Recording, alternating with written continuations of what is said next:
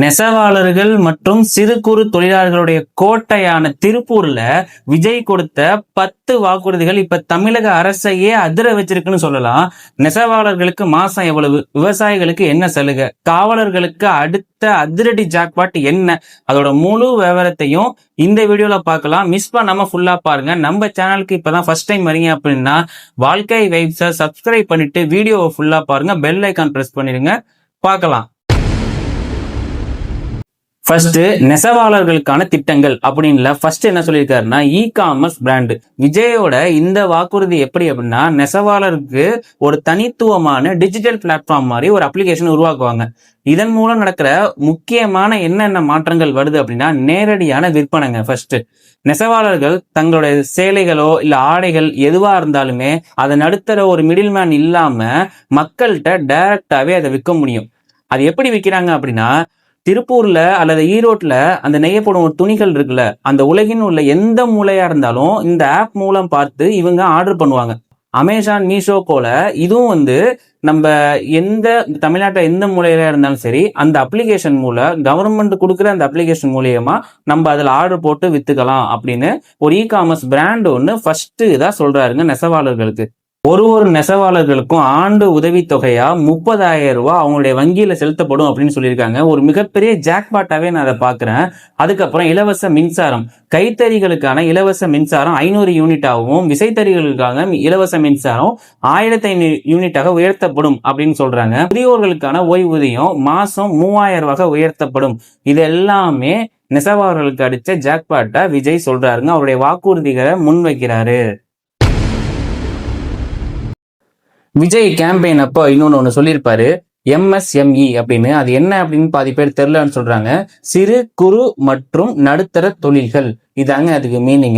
இவங்களுக்கு என்னென்ன வாக்குறுதிகள் கொடுத்திருக்காங்க அப்படின்னு பார்த்தோம் அப்படின்னா இவங்களுக்கான ஒரு பாதுகாப்பு நிதி அப்படின்னு ஃபர்ஸ்ட் சொல்றாங்க. நெருக்கடியில உள்ள அந்த சிறு குறு நடுத்தர தொழிலாளர்களை சொன்னா இல்லையா, அவங்களுக்கு 15,000 கோடி ஃபண்ட் உருவாக்கி தரப்படும் அப்படின்னு இது அவங்களுக்கு வைக்கிறாங்க. அடுத்து மின் கட்டண ரத்து.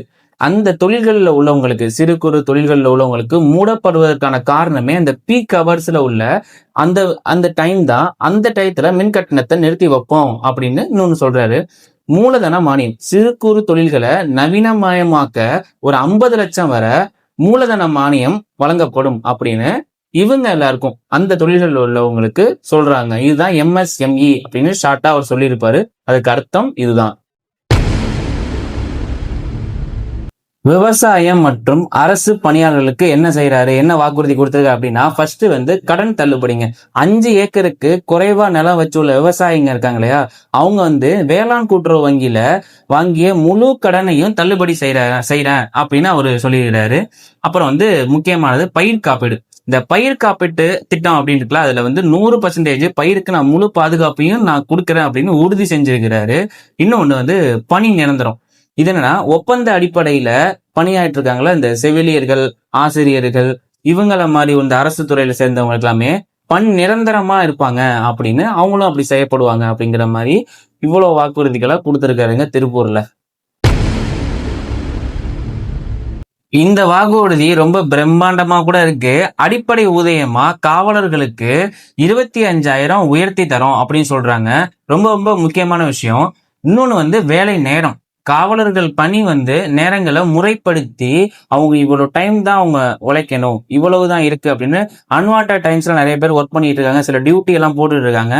ஆனா அந்த நேரத்தை முறைப்படுத்தவும், அப்புறம் 25,000 ரூபாய் கம்பல்சரி எல்லாருக்கும் ஊதியம் கொடுப்போம் அப்படிங்கிற இந்த வாக்குறுதியும் விஜய் முன் வைக்கிறாருங்க. ஸோ ஃபைனலா சொல்லணும் அப்படின்னா திருப்பூர் மக்களோட நாடி துடிப்பை பிடிக்கிற மாதிரி விஜய் பயங்கரமா வாக்குறுதிகள்லாம் கொடுத்துட்டாரு. ஒரு பெரிய எதிர்பார்ப்பே கிளப்பி இருக்கு தமிழ்நாடு ஃபுல்லாவே. இந்த திட்டங்கள்ல உங்களுக்கு ரொம்ப பிடிச்சது எது உங்களை ரொம்ப ஈர்த்தது அப்படிங்கிறத கமெண்ட் செக்ஷன் சொல்லுங்க. இன்னொன்னு, இதெல்லாம் முதல்ல சாத்தியமா, இதெல்லாம் வந்தா கொண்டு வந்துருவாரா அப்படிங்கிறதையும் கமெண்ட் செக்ஷன்ல சொல்லுங்க. ஸோ தொடர்ந்து ஃபாலோ பண்ணுங்க. நம்ம சேனலை சப்ஸ்கிரைப் பண்ணிட்டு பாருங்க. ரொம்ப ரொம்ப யூஸ்ஃபுல்லான கண்டென்ட்ஸ் எல்லாமே நம்ம கொடுத்துட்டு இருக்கோம். அரசியல் ரிலேட்டடா, என்டர்டைன்மெண்ட் ரிலேட்டடா, லைஃப் ரிலேட்டட் டாபிக்ஸ் எல்லாமே பேசிக்கிட்டே இருக்கிறோம். ஸோ சப்ஸ்கிரைப் பண்ணுங்க. தேங்க்யூ. இன்னொரு நல்ல வீடியோட சந்திப்போம். தேங்க்யூ. சப்ஸ்கிரைப் பண்ணிட்டு பாருங்க ப்ளீஸ்.